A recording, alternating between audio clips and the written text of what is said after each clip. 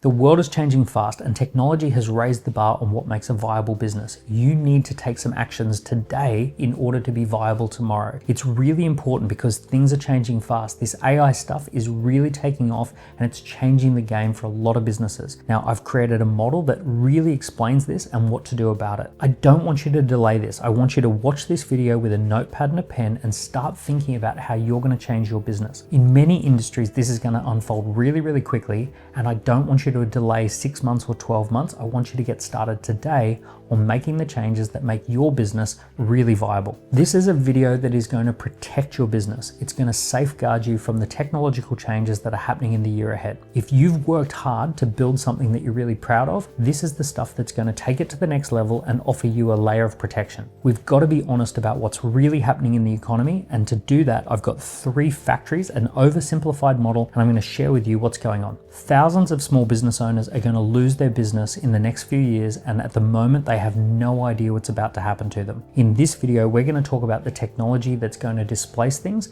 and we're going to talk about what you need to do about it. I'm going to use an oversimplified model of 3 factories so that we can explain what's going on for real in the economy and how you can protect your business that you've worked really hard for. If you apply what we're going to talk about today, you're going to be in a position where you can win business anywhere in the world, and you can operate your business from anywhere in the world so that you are not displaced by what's going to happen. Okay, let's get into it. Let's explore these 3 factories. We have to be honest about what's really happening in the economy. Now, this is going to be a little bit of a different video because we're going to talk about the big trend that is happening in the year ahead that is going to really disrupt a lot of people. And to do this, I want to create an oversimplified model of how the economy works. I want you to imagine in the UK economy, there are 3 factories. In factory 1, we have really high value stuff. We have cutting edge technology. We have ultra high value consulting like mergers and acquisitions, complex and sophisticated IT projects, AI research, nuclear physics work. We also have in factory 1 things like celebrities and entertainers who really have traction. So all of that's happening in factory 1. In factory 1, we're going to say that the people in factory 1 earn a minimum of 150 grand a year. We're going to say factory 1 has about 300,000 people who work in factory 1, and that factory 1, when it's a business, makes 30% profit margins. So it's highly profitable. Now, factory 1 does a lot of exporting, right? Things that are made in the UK in factory 1, they go whizzing around the world. And these are the things that we're most known, liked, and respected for on a global stage. Factory 2 is mid-tier factory. And this is stuff like professional services. It's semi-complex manufacturing. It's things like oil and gas consulting. It's professional services like architecture, engineering, accounting, and legal, but it's not the cutting edge stuff. And it's still pretty damn good work, right? This is professional work. In many cases, these are considered to be middle-class jobs that pay really great incomes and have quality living standards attached. So think about factory 2 as a factory that pays, let's call it 50 grand plus. Let's say that there's 5 million people who work in factory 2. And let's say that it's a 20% profit margin. Now in factory 3, we have more basic entry-level jobs and entry-level manufacturing and entry-level production. So traditionally in the UK, there were things like textiles, there was utensils, there was cookery and crockery, there was furnishings. All of that stuff used to be made in the UK, and that was a huge manufacturing sector just 2 or 3 generations ago. In factory 3, you'll find basic jobs. You'll find things like warehouse work, you'll find things like basic logistics and delivery. A lot of manual labor might be in factory 3, and even things like basic customer service or call center work could all be considered factory 3. So in factory 3, we're going to say that factory 3 pays, call it 20 grand per year. There's 15 million people working there, and it has 10% profit margins. So these are the 3 factories that exist in the UK, let's say, as a concept, an oversimplified concept. So I want you to imagine that 2 things happen. First thing that happens is there's new technology. And that new technology does 3 things. It comes along and it simplifies. It completely automates. Or it allows jobs to be done remotely.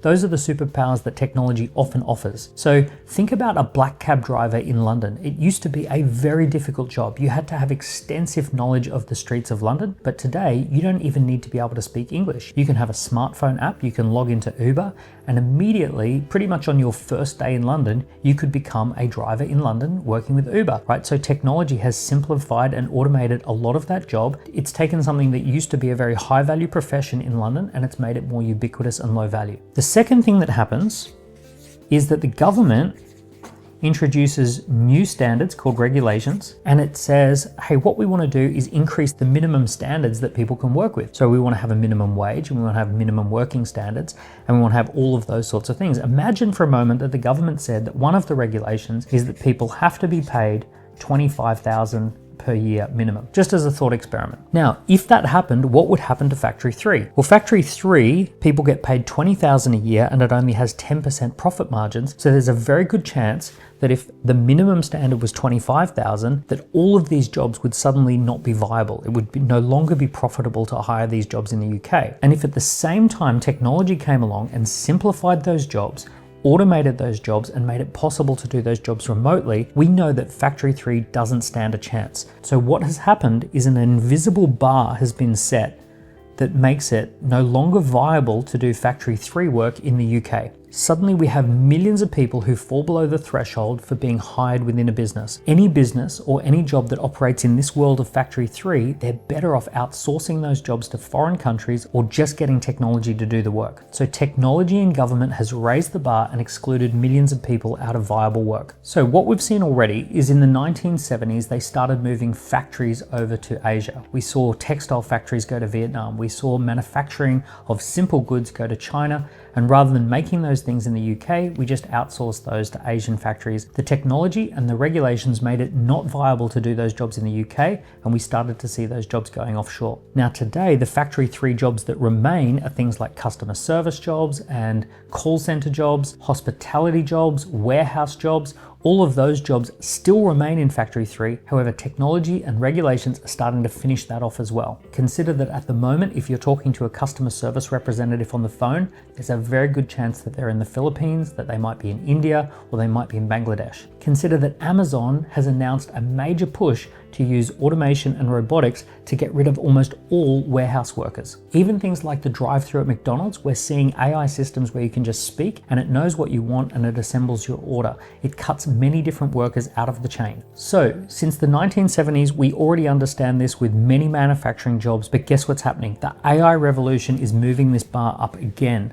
What we're seeing is that the bar is about to move up and include Factory 2. So AI is going to do the same thing to Factory 2 that outsourcing to Asia did to Factory 3. A lot of jobs in here that are legal jobs, consulting jobs, accounting jobs, audit jobs. I'm not talking about the elite level jobs, I'm talking about the mid-level jobs. Those are going to be massively automated by artificial intelligence. That bar is moving up again. Once again, technology is allowing these jobs to be simplified, automated, and moved to remote locations. We're already seeing back office consulting firms in India that charge about £5 to £10 an hour that do the entire back-end operations for European companies. We already see people in low-cost labor countries doing all sorts of high-end professional work because they have an AI co-pilot that checks their work and makes sure that it's at a high standard. So this bar is moving up again, and it's happening really, really quickly. It was slow at first, but in the year ahead, it's accelerating to encompass even more jobs. I'm not saying every single job is going away, but a significant portion of jobs in Factory 2 are going to be automated or moved to remote locations where they can be done more cheaply. Now, even if you're a small business owner, if you're an entrepreneur, if essentially what your business does is this Factory 2 work, you're in big trouble. In the same way, UK textile companies largely got wiped out by Chinese textile factories in the 80s and the 90s, you're going to see the similar thing happening to businesses that operate in this mid-space here as AI comes rolling in. Now, what does it mean for you? What we need to do is make sure that you are firmly in Factory 1. We have to make sure your business is doing high value stuff. We need to make sure you're leveraging technology, not getting leveraged out by technology. You need to be a little bit more cutting edge in the way that you work. You need to leverage social media for your marketing. You need to leverage AI to do a lot of the automation within your work to elevate your people to the highest possible standards that you can. You need to make sure that your people are on track to earn more money because they're adding more value at a higher margin. You've got to figure out what is the high value thing that you know how to do. We call that your intellectual property. Now up here, what is Factory 1 really thriving on? Number 1, intellectual property. Number 2, data. Number 3, media assets. Number 4, software. And number 5, finance. And those are the big 5 things that really push you into Factory 1. If you're working with intellectual property, data, media, software, and finance, you are typically going to be working towards being in Factory 1. Now, Factory 1 is also a mindset. It's the mindset of winning business on the global stage. It's thinking about how do you export internationally. It's thinking about how do you do something that is globally relevant, not just locally relevant. It's the Factory 1 companies that are making all the money because they can access markets anywhere in the world. Now, you know that you're in Factory 1 when you can live and work from anywhere and it doesn't really bother you. The entire business operates in the cloud. You know you're in Factory 1 when you've got inbound opportunities, when people are contacting you and you've got a growing waiting list. You know you're in Factory 1 when you have really strong intellectual property and people all over the world can benefit from it. Now, in many cases, this is not some magical thing that happens and it's not something that you need an IQ of Einstein to do. It just means that you need to think differently. You got to think like a key person of influence in your industry, someone who is of the times that we're in. You've got to have a mindset that you're going to surf the wave, not get dumped by it, because things are about to change in a really big way. And here's what's going to happen. As the bar moves up and takes more people out of viable employment, we're going to have a lot of people who are displaced. And those people are going to turn to government and say, we want more benefits. And the only people who remain who can pay those benefits are the people who are working in Factory 1. But here's the dichotomy. The dichotomy is the people in Factory 1 can live and work from anywhere. These are people who could easily be in Dubai, in Singapore, in Hong Kong, in Switzerland, in Silicon Valley. They could be anywhere in the world. They could even be in Bali or Bogota. It doesn't matter where they are if they have fast internet. The governments of the world are going to have to make a decision. Do we want to really tax these people in a punitive way and take everything off them and redistribute it? Or do we want to attract more of them and try and get many more of these people to come in? Now, what we've seen online so far is that the government is swinging towards the idea of high taxes and redistribution. And we know that doesn't work. What's going to happen is that the people in Factory 1 are going to start moving offshore. They're going to move to lower tax, more friendly environments. And that, unfortunately, in places like the UK, will create a downward spiral. There's going to be more and more people who are displaced, and there's going to be less and less people who are willing to pay the price to cover the cost of government. So, what you need to do if you want to make sure that you're going to be fine and that you can help those around you is you need to get your business into Factory 1. You've got to be thinking more intellectual property, more data, more media, more software, and more finance. You've got to be more cutting edge. You've got to be thinking about how do you sell to the whole world, not just your local environment. You've got to position yourself as a key person of influence. And the second thing you need to do is what Ray Dalio recently said, a smart rabbit has 3 burrows. And what that means is that you've got backup positions that you can move your business to. You can easily run your business from 2 other locations. You may choose to stay in the UK, or you may have done a little bit of work to set yourself up in other locations so you could just as easily be there as well. You've probably laid foundations with banking and structuring. You've probably put some thought into how you would move if you needed to move, and you're probably making the defensive positions so that if the government tries to take everything off you and redistribute it, you can have a choice and a say about whether that's you or not. Now, we have to be honest about what's happening in the economy. People in Factory 1 have not taken anything off people in Factory 2 or Factory 3. It's just they're working very, very differently. What's happening is the bar is rising because of technology. Technology is doing the displacement, and the government, they're trying to redistribute the wealth. They're making the wrong moves because what they should be doing is trying to attract more people into Factory 1. They should identify businesses in Factory 2 and move them up to Factory 1 and encourage that. They should try and find people in Factory 3 and have them retrain so that they can also move in the right direction. We need to rethink how the economy works, but we're not doing that. We're just thinking about redistribution. The defensive play that everyone's making in the entrepreneurial space is to get their business into a position where you can run and operate from anywhere. You've got a brand and a reputation that attracts clients everywhere, and you've got 2 or 3 options as to where your business could be based. Now, I know this sounds scary, and I know you're thinking, oh, I would much rather this wasn't happening. And I agree with you. I am in the exact same camp as well. But here's the good news.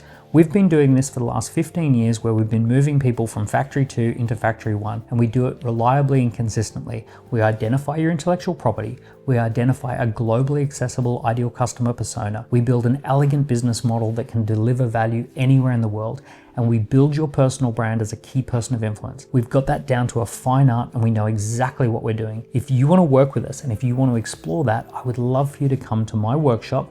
And in my workshop, we're going to do 90 minutes. It'll be live, it'll be on Zoom, and we'll talk exactly how you can level up as a business and give yourself more options. It's a completely free workshop. It just takes 90 minutes of your time and it's going to set you on a new direction. Okay, so that was a pretty heavy video, but if you enjoy that kind of content, let me know by giving me a like, a comment, and a subscribe, and I look forward to sharing all sorts of other ideas with you soon. All the best.